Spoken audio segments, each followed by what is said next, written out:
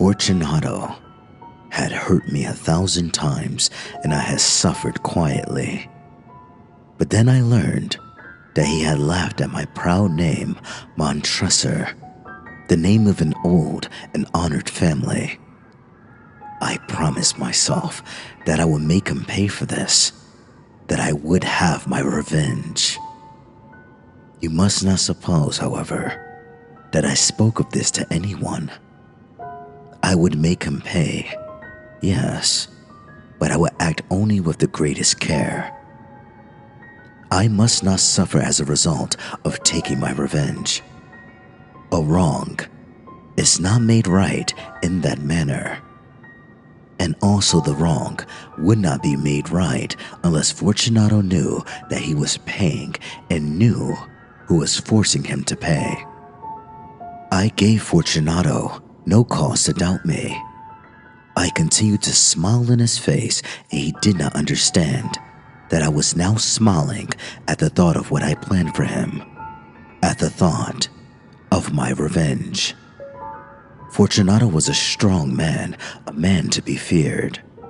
But he had one great weakness. He liked to drink good wine, and indeed, he drank much of it. So he knew a lot about fine wines and proudly believed that he was a trained judge of them. I, too, knew old wines well, and I bought the best I could find. And wine, I thought, wine would give me my revenge.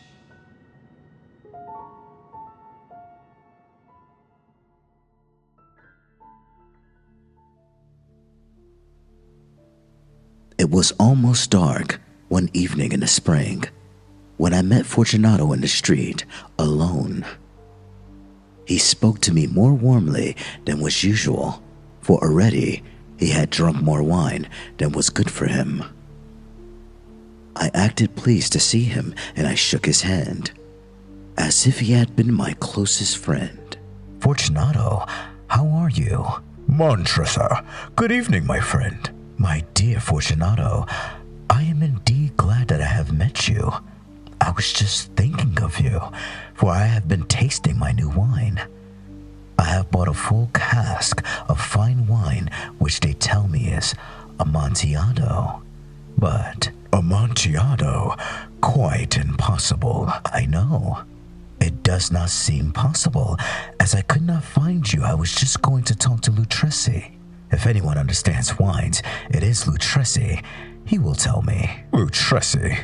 He does not know one fine wine from another.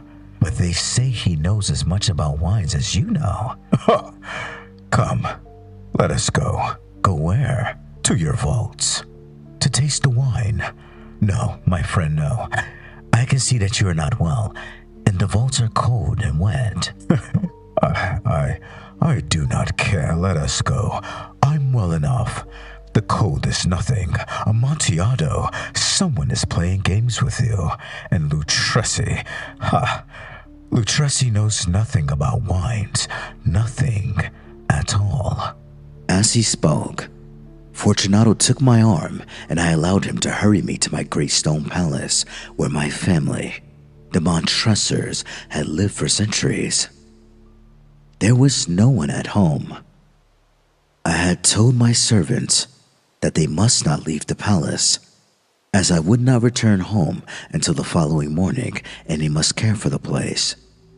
This, I knew, was enough to make it certain that they would all leave as soon as my back was turned. I took down from their places on the wall 2 brightly burning lights. I gave one of these to Fortunato and led him to a wide doorway. There, we could see the stone steps going down into the darkness. Asking him to be careful as he followed, I went down before him, down under the ground, deep under the old walls of my palace. We came finally to the bottom of the steps and stood there a moment together. The earth which formed the floor was cold and hard. We were entering the last resting place of the dead of the Montresor family. Here too we kept our finest wines, here in the cool, dark, still air under the ground. Fortunato's step was not sure because of the wine he had been drinking. He looked uncertainly around him, trying to see through the thick darkness which pushed in around us. Here, our brightly burning lights seemed weak indeed, but our eyes soon became used to the darkness. We could see the bones of the dead lying in large piles along the walls. The stones of the walls were wet and cold.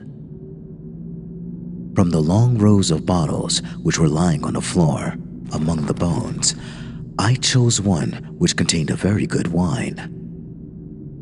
Since I did not have anything to open the bottle with, I struck the stone wall with it and broke off the small end. I offered the bottle to Fortunato.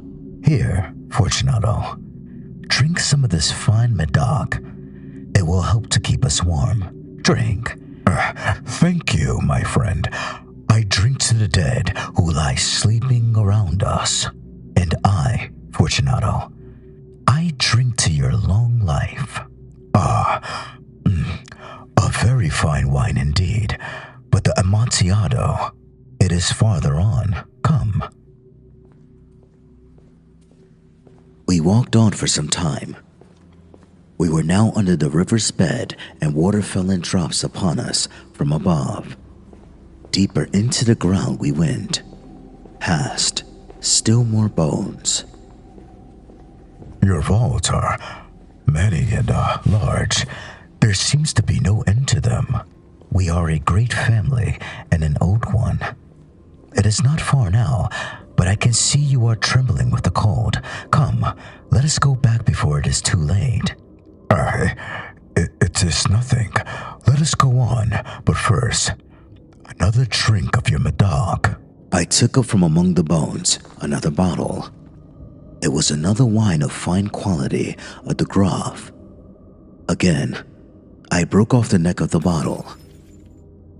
Fortunato took it and drank it all without stopping for a breath. He laughed and threw the empty bottle over his shoulder.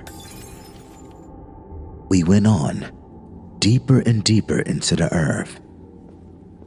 Finally, we arrived at a vault in which the air was so old and heavy that our lights almost died. Against three of the walls, there were piles of bones higher than our heads. From the fourth wall, someone had pulled out all the bones and they were all spread around us on the ground.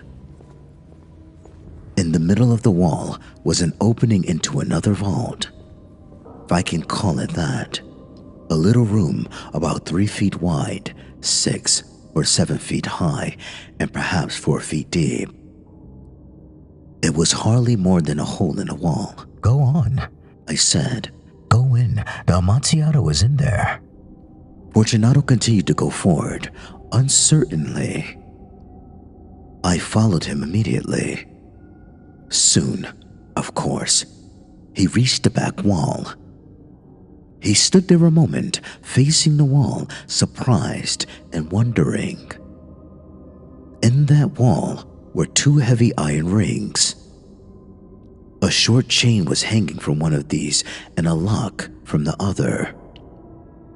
Before Fortunato could guess what was happening, I closed the lock and chained him tightly to the wall. I stepped back. Fortunato, put your hand against the wall. You must feel how the water runs over it.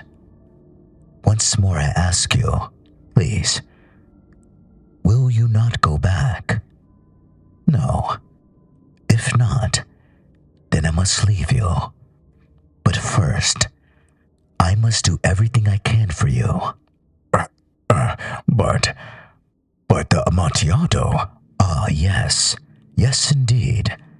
The Amontillado. As I spoke these words, I began to search among the bones. Throwing them to one side, I found the stones which earlier I had taken down from the wall. Quickly, I began to build the wall again, covering the hole where Fortunato stood trembling. Montressor, what are you doing? I continued working, I could hear him pulling at the chain, shaking it wildly. Only a few stones remained to put in their place. Montressor, this is a very good joke indeed. Many times we will laugh about it as we drink our wine together. Of course, as we drink the Amontillado. But it is not late. Should we not be going back? They will be expecting us. Let us go. Yes. Let us go. As I said this, I lifted the last stone from the ground. Montressor, for the love of God. Yes, for the love of God. I heard no answer. Fortunato, I cried. Fortunato. I heard only a soft, low sound, a half cry of fear. My heart grew sick. It must have been the cold. I hurried to force the last stone into its position, and I put the old bones again in a pile against the wall. For half a century now, no human hand has touched them. May he rest in peace.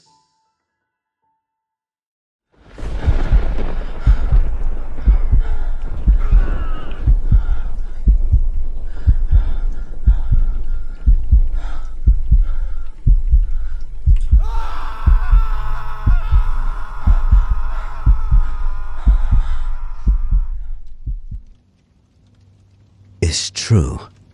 Yes, I have been ill. Very ill.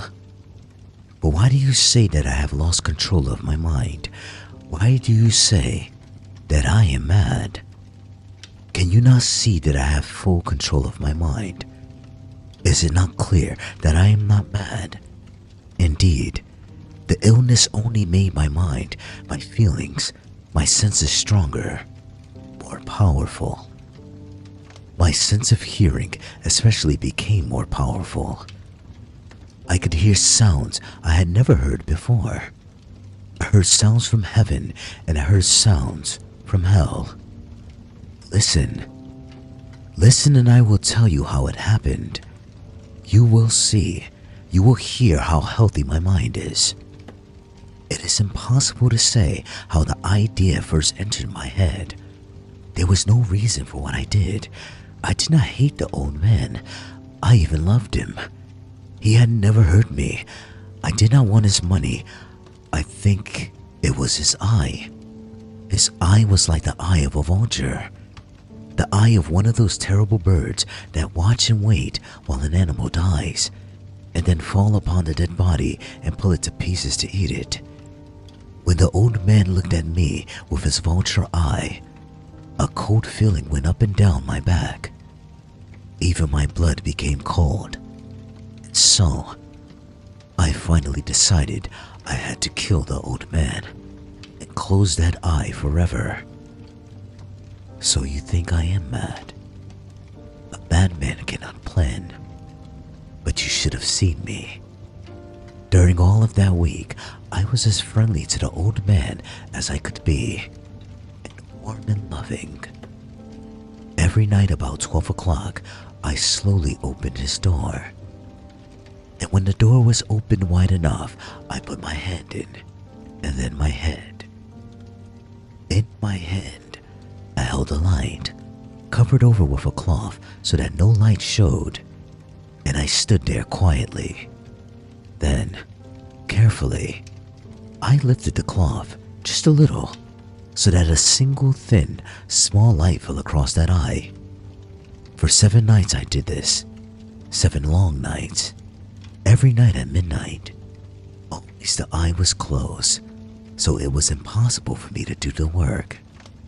For it was not the old man I felt I had to kill. It was the eye, his evil eye. And every morning I went to his room, and with a warm, friendly voice, I asked him how he had slept. He could not guess that every night, just at 12, I looked in at him as he slept. The 8th night, I was more than usually careful as I opened the door. The hands of a clock moved more quickly than did my hand. Never before had I felt so strongly my own power. I was now sure of success. The old man was lying there, not dreaming that I was at his door.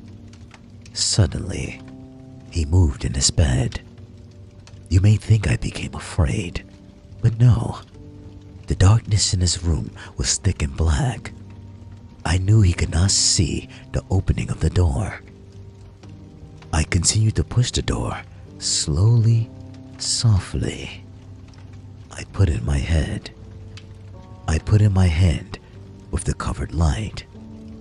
Suddenly, the old man sat straight up in bed and cried, "Who is there?" I stood quite still. For a whole hour, I did not move, nor did I hear him again lie down in his bed. He just sat there, listening. Then I heard a sound, a low cry of fear which escaped from the old man. Now I knew that he was sitting up in his bed, filled with fear. I knew that he knew that I was there. He did not see me there. He could not hear me there. He felt me there. Now he knew that death was standing there. Slowly, little by little, I lifted the cloth until a small light escaped from under it to fall upon that vulture eye. It was open, wide open, and my anger increased as it looked straight at me. I could not see the old man's face, only that eye, that hard blue eye, and that blood in my body became like ice. Have I not told you that my hearing had become unusually strong? Now I could hear a quick, low, soft sound, like the sound of a clock heard through a wall. It was the beating of the old man's heart. I tried to stand quietly, but the sound grew louder. The old man's fear must have been great indeed. And as the sound grew louder, my anger became greater and more painful. But it was more than angry. In the quiet night, in the dark silence of the bedroom, my anger became fear, for the heart was beating so loudly that I was sure someone must hear. The time had come. I rushed into the room, crying, "Die! Die!" The old man gave a loud cry of fear as I fell upon him and held the bed covers tightly over his head. Still, his heart was beating, but I smiled as I felt that success was near. Many minutes that heart continued to beat, but at last, the beating stopped. The old man was dead. I took away the bed covers and held my ear over his heart. There was no sound. Yes, he was dead. Dead as a stone. His eye would trouble me no more. So am I mad, you say? You should have seen how careful I was to put the body where no one could find it.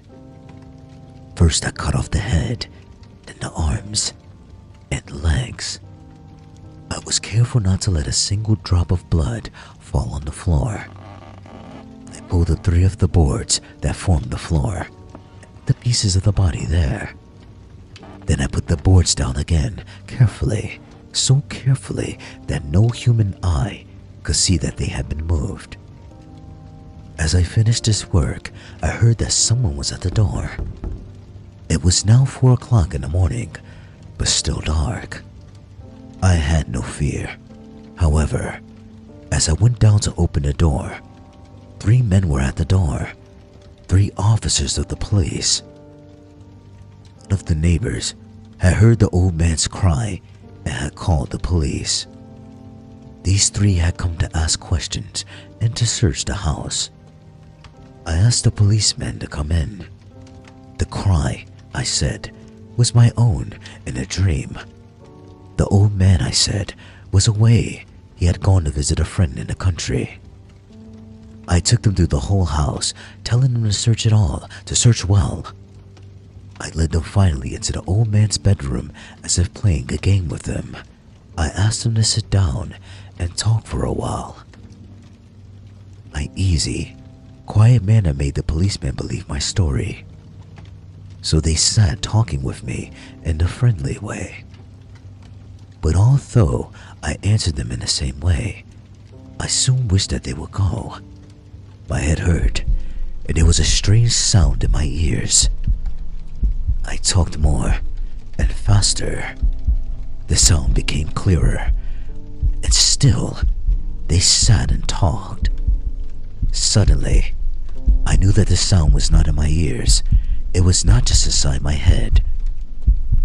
At that moment, I must have become quite wide.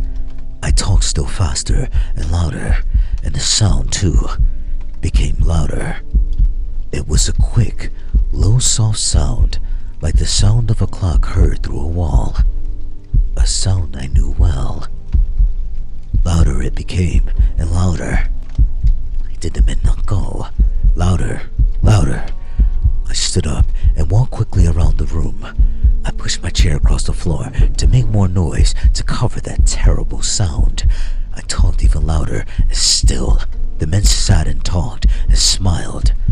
Was it possible that they could not hear? No, they heard. I was certain of it. They knew.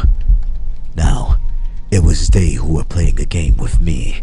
I was suffering more than I could bear from their smiles and from that sound. Louder, louder, louder. Suddenly, I could bear it no longer. I pointed at the boards and cried, "Yes, yes, I killed him. Pull up the floorboards and you shall see. I killed him. But why does his heart not stop beating? Why does it not stop?"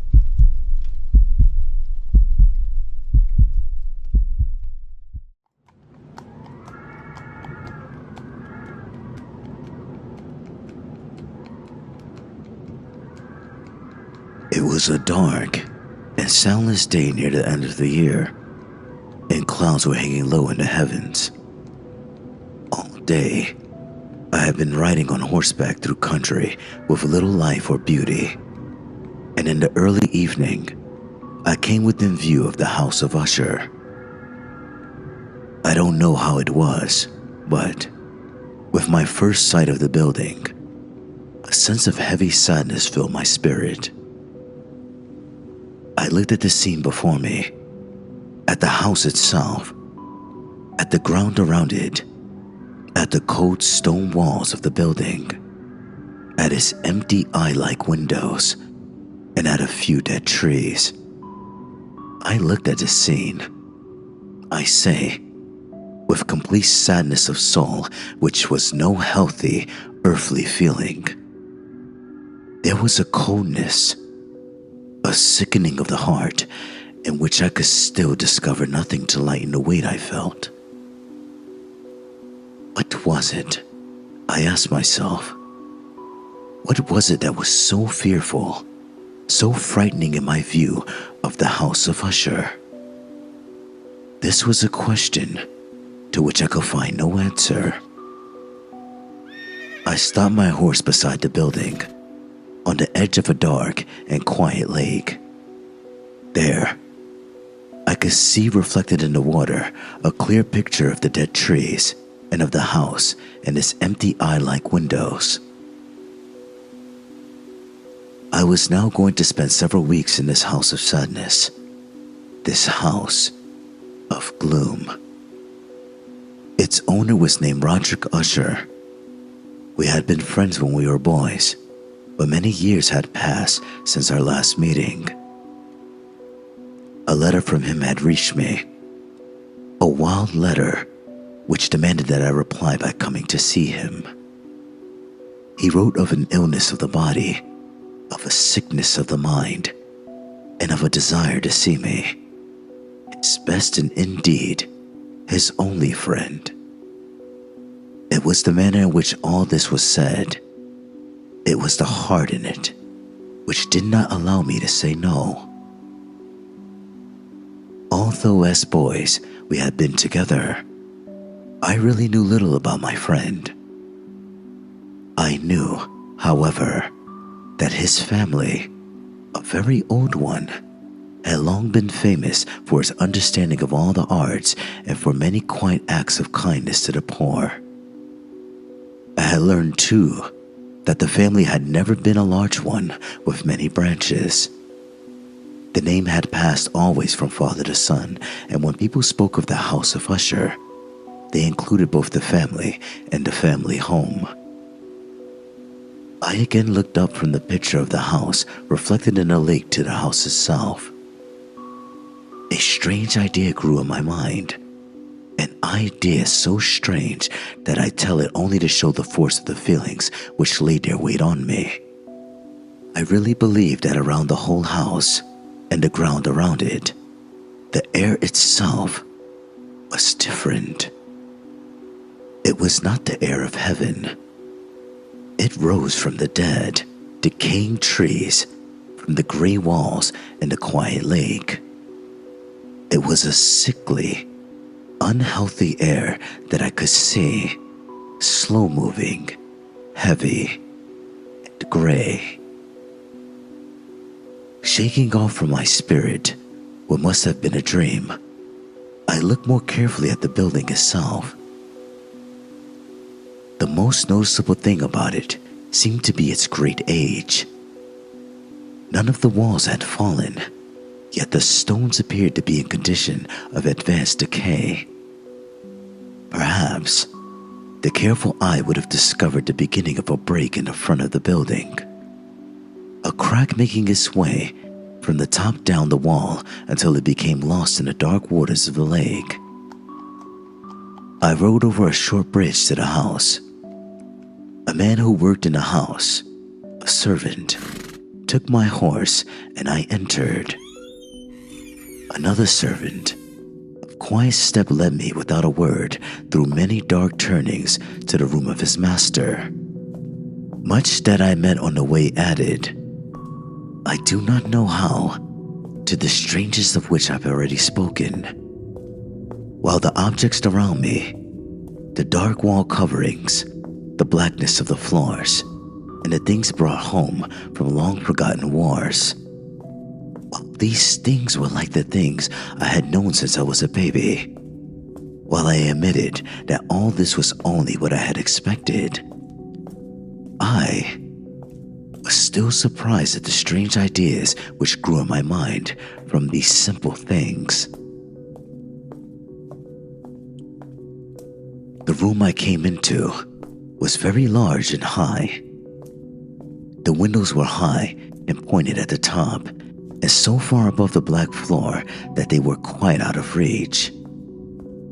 Only a little light, red in color, made its way through the glass and served to lighten the nearer and larger objects. My eyes, however, tried and failed to see into the far, high corners of the room. Dark coverings hung upon the walls. The many chairs and tables had been used for a long, long time. Books lay around the room, but could give it no sense of life. I felt sadness hanging over everything. No escape from this deep, cold gloom seemed possible. As I entered the room, Usher stood up from where he had been lying and met me with a warmth which at first I could not believe was real. A look, however, at his face told me that every word he spoke was true. We sat down, and for some moments, while he said nothing, I looked at him with a feeling of sad surprise. Surely, no man had ever changed before Roderick Usher had. Could this be the friend of my early years? It is true that his face had always been unusual. He had gray-white skin, eyes large and full of light, lips not bright in color but of a beautiful shape, a well-shaped nose, hair of great softness, a face that was not easy to forget. Now, the increase in the strangeness of his face had caused so great a change that I almost did not know him. The horrible white of his skin and the strange light in his eyes surprised me and even made me afraid. His hair had been allowed to grow, and in its softness, it did not fall around his face but seemed to lie upon the air. I could not, even with an effort, see in my friend the appearance of a simple human being. In his manner, I saw at once changes came and went, and I soon found that this resulted from his attempt to quiet a very great nervousness. I had indeed been prepared for something like this, partly by his letter and partly by remembering him as a boy. His actions were first too quick and then too quiet. Sometimes his voice, slow and trembling with fear, quickly changed to a strong, heavy, carefully spaced, too perfectly controlled manner. It was in this manner that he spoke of the purpose of my visit, of his desire to see me, and of the deep delight and strength he expected me to give him. He told me what he believed to be the nature of his illness. It was, he said, a family sickness, and one from which he could not hope to grow better. But it was, he added at once, only a nervous illness which would without doubt soon pass away. It showed itself in a number of strange feelings. Some of these, as he told me of them, interested me, but were beyond my understanding. Perhaps the way in which he told me of them added to their strangeness. He suffered much from a sickly increase in the feeling of all the senses. He could eat only the most tasteless food. All flowers smelled too strongly for his nose. His eyes were hurt by even a little light, and there were few sounds which did not fill him with horror. A certain kind of sick fear was completely his master. I shall die. I shall die. I must die of this fool sickness. In this way and no other way, I shall be lost. I fear what will happen in the future, not for what happens, but for the result of what happens. I have indeed no fear of pain, but only fear of its result, of terror.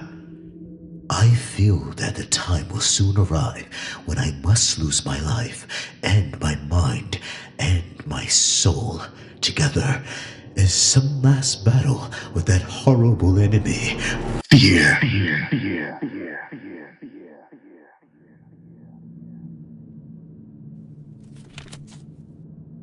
Roderick Usher, whom I had known as a boy, was now ill and had asked me to come to help him. When I arrived, I felt something strange and fearful about the great old stone house, about the lake in front of it, and about Usher himself.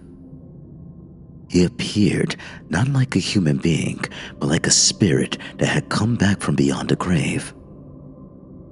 It was an illness, he said, from which he would surely die. He called his sickness fear. I have, he said, no fear of pain, but only the fear of its result, of terror. I feel that the time will soon arrive when I must lose my life and my mind and my soul, together in the same last battle with the horrible enemy, fear. I learned also, but slowly, and through broken words with doubtful meaning, another strange fact about the condition of Usher's mind.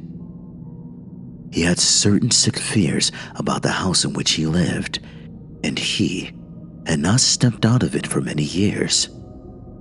He felt that the house, with its gray walls and the quiet lake around it, has somehow through the long years gotten a stronghold on his spirit. He said, however, that much of the gloom which lay so heavily on him was probably caused by something more plainly to be seen, by the long continued illness, indeed, the coming death of a dearly loved sister, his only company for many years. Except for himself, she was the last member of his family on Earth. When she dies, He said, with a sadness which I could never forget. when she dies, I will be the last of the old family, the House of Usher. While he spoke, the Lady Magdalene, for so she was called, passed slowly through a distant part of the room, and without seeing that I was there, went on. I looked at her with a complete and wondering surprise, and with some fear, and yet I found I could not explain to myself such feelings. My eyes followed her. When she came to a door and it closed behind her, my eyes turned to the face of her brother, but he had put his face in his hands, and I could see only that the thin fingers through which his tears were flowing were whiter than ever before. The illness of the Lady Magdalene had long been beyond the help of her doctors. She seemed to care about nothing. Slowly her body had grown thin and weak, and often for a short period she would fall into a sleep like the sleep of the dead. So far, she had not been forced to stay in bed, but by the evening of the day I arrived at the house, the power of her destroyer, as her brother told me that night, was too strong for her. I learned that by one sight of her would probably be the last I would have, that the lady, at least while living, would be seen by me no more. For several days following, her name was not spoken by either Usher or myself, and during this period, I was busy with efforts to lift my friend out of his sadness and gloom. We painted and read together, or listened as if in a dream to the wild music he played. And so, as a warmer and more loving friendship grew between us, I saw more clearly the uselessness of all attempts to bring happiness to a mind from which only darkness came, spreading upon all objects in the world its never-ending gloom. I shall always remember the hours I spent with the master of the House of Usher. Yet, I would fail in any attempt to give an idea of the true character of the things we did together. There was a strange light over everything. The paintings which he made me tremble, though I know not why. To tell of them is beyond the power of written words. If ever a man painted an idea, that man was Roderick Usher. For me, at least, there came out of his pictures a sense of fear and wonder. One of these pictures may be told, although weakly in words. It showed the inside of a room where the dead might be placed, with low walls, white and plain. It seemed to be very deep under the earth. There was no door, no window, and no light or fire burned. Yet a river of light flowed through it, filling it with a horrible, ghastly brightness. I have spoken of that sickly condition of the senses, which made most music painful for Usher to hear. The notes he could listen to with pleasure were very few. It was this fact, perhaps, that made the music he played so different from most music. But the wild beauty of his playing could not be explained. The words of one of his songs, called The Haunted Palace, I have easily remembered. In it I thought I saw, and for the first time, that Usher knew very well that his mind was weakening. This song told of a great house where a king lived, a palace, in a green valley where all was light and color and beauty, and the air was sweet. In the palace were 2 bright windows through which people in that happy valley could hear music and could see smiling ghosts, spirits, moving around the king. The palace door was of the richest materials in red and white. Through it came other spirits whose only duty was to sing in their beautiful voices about how wise their king was. But a dark change came. The song continued, and now those who entered the valley see through the windows in a red light shapes that move to broken music, while through the door, now colorless, a ghastly river of ghosts, laughing but no longer smiling, rushes out forever. Our talk of this song led to another strange idea in Usher's mind. He believed that plants could feel and think, and not only plants, but rocks and water as well. He believed that the gray stones of his house and the small plants growing on the stones and the decaying trees had a power over him that made him what he was.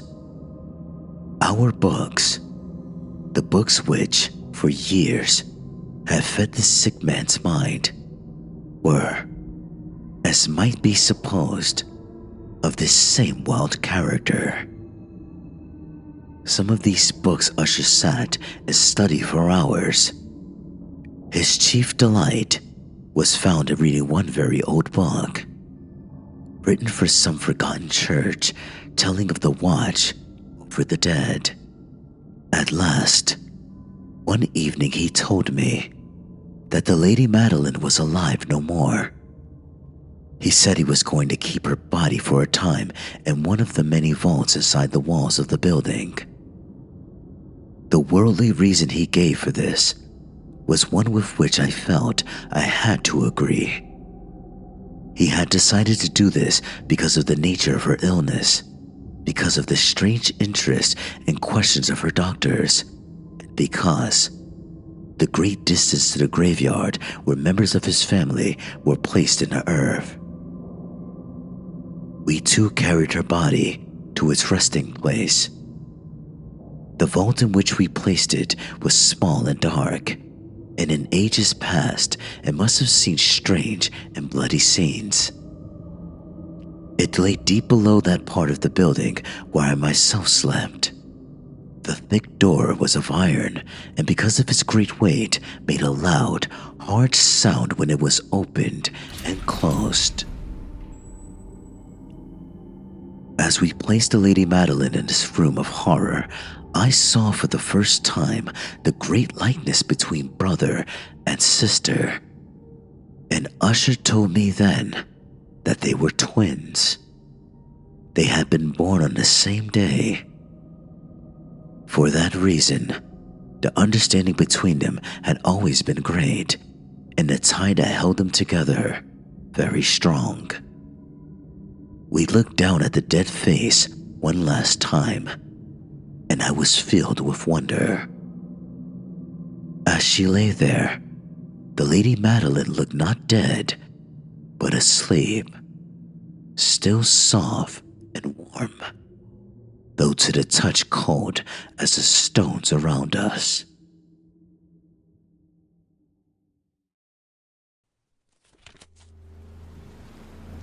I was visiting an old friend of mine, Roderick Usher, in his old stone house, his palace, where a feeling of death hung on the air.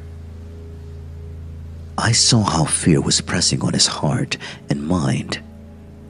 Not only his sister, the Lady Madeline, had died, and we had put her body in its resting place, in a room inside the cold walls of the palace, a damp, dark vault, a fearful place. As we looked down upon her face, I saw that there was a strong likeness between the two. Indeed, said Usher. we were born on the same day, and the tie between us has always been strong. We did not long look down at her, for fear and wonder filled our hearts. There was still a little color in her face, and there seemed to be a smile on her lips. We closed the heavy iron door and returned to the rooms above, which were hardly less gloomy than the vault. And now a change came in the sickness of my friend's mind. He went from room to room with a hurried step. His face was, if possible, whiter and more ghastly than before, and the light in his eyes had gone. The trembling in his voice seemed to show the greatest fear. At times, he sat looking at nothing for hours, as if listening to some sound I could not hear. I felt his condition, slowly but certainly, gaining power over me. I felt that his wild ideas were becoming fixed in my own mind. As I was going to bed late in the night of the 7th or 8th day, after we placed the Lady Madeline within the vault, I experienced the full power of such feelings. Sleep did not come while the hours passed. My mind fought against the nervousness. I tried to believe that much, if not all, of what I felt was due to the gloomy room, to the dark wall coverings which in a rising wind moved on the walls. But my efforts were useless. A trembling I could not stop filled my body, and fear without reason caught my heart. I sat up, looking into the darkness of my room, listening. I do not know why, to certain low sounds which came when the storm was quiet. A feeling of horror lay upon me like a heavy weight. I put on my clothes and began walking nervously around the room. I had been walking for a very short time when I heard a light step coming towards my door. I knew it was Usher. In a moment, I saw him at my door. As usual, very white, but there was a wild laugh in his eyes. Even so, I was glad to have his company. And have you not seen it? He said. He hurried to one of the windows and opened it to the storm. The force of the entering wind nearly lifted us from our feet. It was indeed a stormy but beautiful night, and wildly strange. The heavy, low-hanging clouds, which seemed to press down upon the house, flew from all directions against each other, always returning and never passing away in the distance. With their great thickness, they cut off all light from the moon and the stars. We could see them, as they were lighted from below by the air itself, which we could see, rising from the dark lake and from the stones of the house itself. You must not. You shall not look at this, I said to Usher as I led him from the window to a seat. This appearance which surprises you, so has been seen in other places too. Perhaps the lake is the cause. Let us close this window. The air is cold. Here is one of the stories you like best. I will read, and you shall listen, and thus we live through this fearful night together. The old book, which I picked up, was one written by a fool for fools to read, and it was not, in truth, one that Usher liked. It was, however, the only one within easy reach. He seemed to listen quietly. Then, I came to part of the story in which a man, a strong man full of wine, begins to break down a door, and the sound of the dry wood as it breaks can be heard through all the forest around him. Here, I stopped, for it seemed to me that from some very distant part of the house, sounds came to my ears like those of which I've been reading, and It must have been this likeness that had made me notice him, for the sounds themselves, with the storm still increasing, were nothing to stop or interest me. I continued the story and read how the man, now entering the broken door, discovers a strange and terrible animal of the kind so often found in these old stories. He strikes it, and it falls, with such a cry that he has to close his ears with his hands. Here again, I stopped. There could be no doubt. This time, I did hear a distant sound very much like the cry of the animal in the story. I tried to control myself so that my friend would see nothing of what I felt. I was not certain that he had heard the sound, although he had clearly changed in some way. He had slowly moved his chair so that I could not see him well. I did see that his lips were moving as if he were speaking to himself. His head had dropped forward, but I knew he was not asleep, for his eyes were open and he was moving his body from side to side. I began reading again, and quickly came to a part of the story where a heavy piece of iron falls on a stone floor with a ringing sound. Those words had just passed my lips when I heard clearly, but from afar away, a loud ringing sound, as if something of iron had indeed fallen heavily upon a stone floor, and as if an iron door had closed. I lost control of myself completely and jumped up from my chair. Usher still sat, moving a little from side to side. His eyes were turned to the floor. I rushed to his chair as I placed my hand on his shoulder. I felt that his whole body was trembling. A sickly smile touched his lips. He spoke in a low, quick, and nervous voice as if he did not know I was there. "Yes," he said. "I heard it. Many minutes, many hours, many days have I heard it. But I did not dare to speak. We have put her living in the vault. Did I not say that my senses were too strong? I heard her first movements many days ago, yet I did not dare to speak. And now, that story, but the sounds were hers. Oh, where shall I run? She is coming to ask why I put her too soon. I hear her footsteps on the stairs. I hear the heavy beating of her heart." Here, he jumped up and cried as if he were giving up his soul. "I tell you, she now stands at the door." The great door to which he was pointing now slowly opened. It was the work of the rushing wind, perhaps, but no. Outside that door, a shape did stand. The tall figure in its grave clothes of the Lady Madeline of Usher. There was blood upon her white dress, and the signs of her terrible effort to escape were upon every part of her thin form. For a moment, she remained trembling at the door. Then, with a low cry, she fell heavily in upon her brother. In her pain, as she died at last, she carried him down with her, down to the floor. He too was dead, killed by his own fear. I rushed from the room. I rushed from the house. I ran. The storm was around me in all its strength as I crossed the bridge.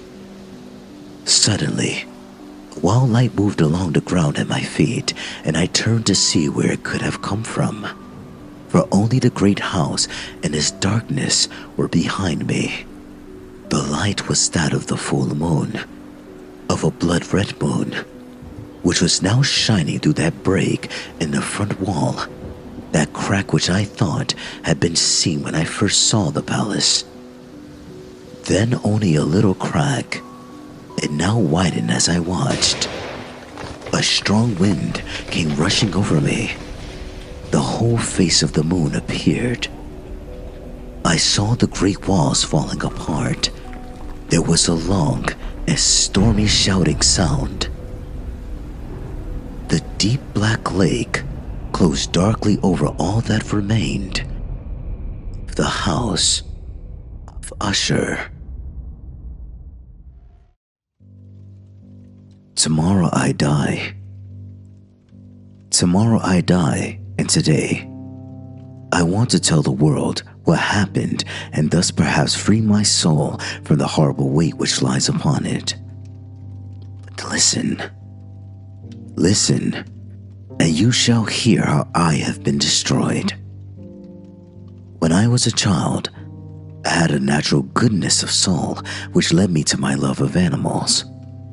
All kinds of animals, but especially those animals we call pets. Animals which have learned to live with men and share their homes with them. There's something in the love of these animals which speaks directly to the heart of the man who has learned from experience how uncertain and changeable is the love of other men. I was quite young when I married. You will understand the joy I felt to find that my wife shared with me my love for animals. Quickly, she got for us several pets of the most likable kind. We had birds, some goldfish, a fine dog, and a cat. The cat was a beautiful animal, of unusually large size and entirely black. I named the cat Pluto, and it was the pet I liked best. I alone fed it, and it followed me all around the house.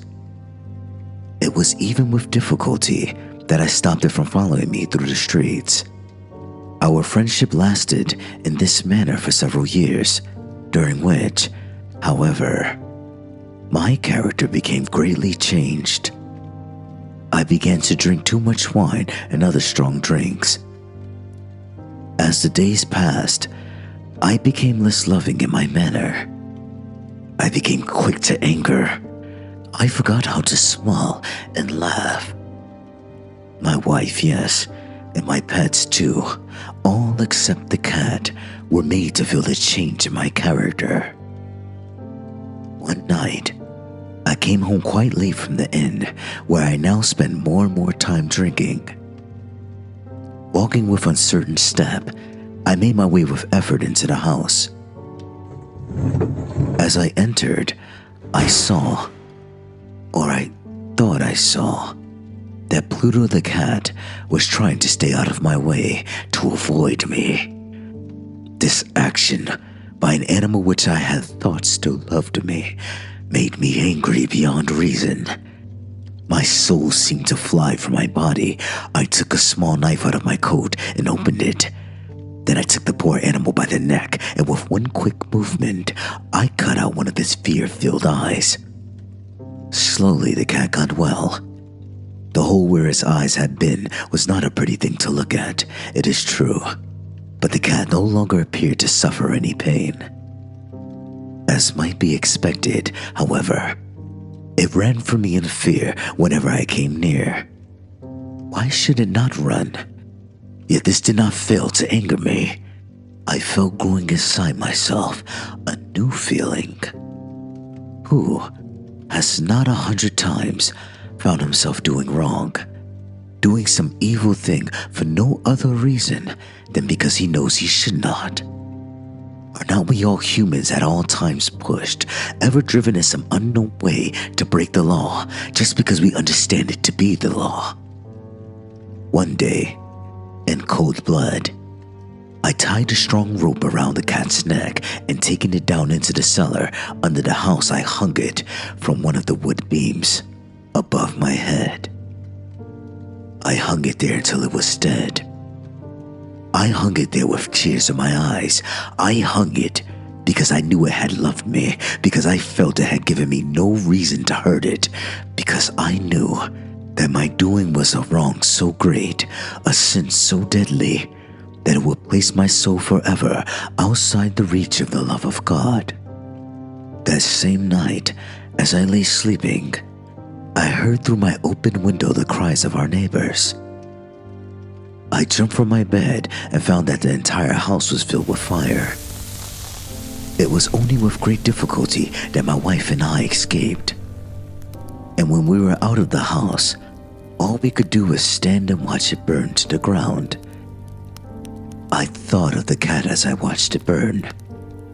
The cat whose dead body I left hanging in the cellar. It seemed almost that the cat had in some mysterious way caused the house to burn so that it could make me pay for my evil act, so that it could take revenge upon me. Months went by, and I could not drive the thought of the cat out of my mind. One night, I sat in the inn, drinking as usual. In the corner, I saw a dark object that I had not seen before. I went over to see what it could be. It was a cat almost exactly like Pluto. I touched it with my hand and petted it, passing my hand softly along its back. The cat rose and pushed its back against my hand. Suddenly, I realized that I wanted the cat. I offered to buy it from the innkeeper, but he claimed he had never seen the animal before. As I left the inn, it followed me, and I allowed it to do so. It soon became a pet of both my wife and myself. The morning after I brought it home, however, I discovered that this cat, like Pluto, had only one eye. How was it possible that I had not noticed this the night before? This fact only made my wife love the cat more, but I, myself, found the feeling of dislike growing in me. My growing dislike of the animal only seemed to increase its love for me. It followed me everywhere, always. When I sat, it lay down under my chair. When I stood up, it got between my feet and nearly made me fall. Wherever I went, it was always there. At night I dreamed of it, and I began to hate that cat. One day my wife called to me from the cellar of the old building where we were now forced to live. As I went down the stairs, the cat, following me as always, ran under my feet and nearly threw me down. In sudden anger, I took a knife and struck wildly at the cat. Quickly my wife put out her hand and stopped my arm. This only increased my anger, and without thinking, I turned and put the knife's point deep into her heart. She fell to the floor and died without a sound. I spent a few moments looking for the cat, but it was gone, and I had other things to do. For I knew I must do something with the body, and quickly. Suddenly, I noted a place in the wall of the cellar where stones had been added to the wall to cover an old fireplace which was no longer wanted. The walls were not very strongly built, and I found I could easily take down the stones. Behind them there was, as I knew there must be, a hole just big enough to hold the body. With much effort, I put the body in and carefully put the stones back in their place. I was pleased to see that it was quite impossible for anyone to know that a single stone had been moved. Days passed. Still there was no cat. A few people came and asked about my wife, but I answered them easily. One day, several officers of the police came.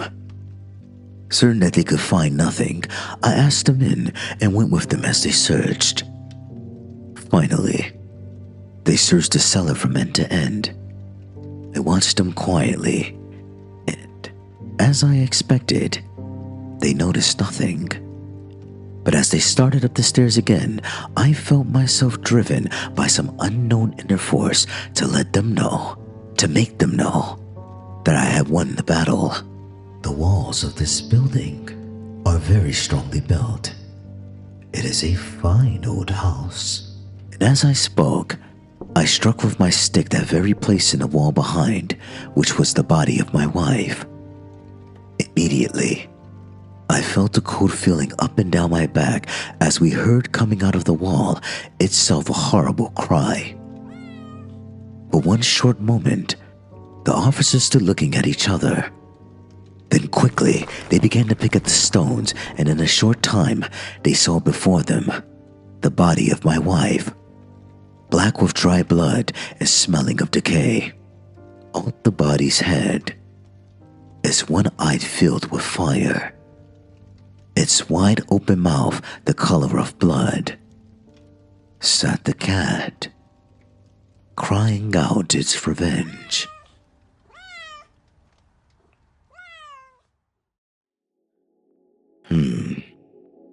You've just tasted a drop of the dark. Ready for more? Subscribe to Amorous Sanctum and let the shadows pull you deeper into a world of forbidden fantasy and wicked romance. Have a dark desire you love to see unfold? Whisper it in the comments. We adore your imagination. Until we meet again, don't be afraid to crave.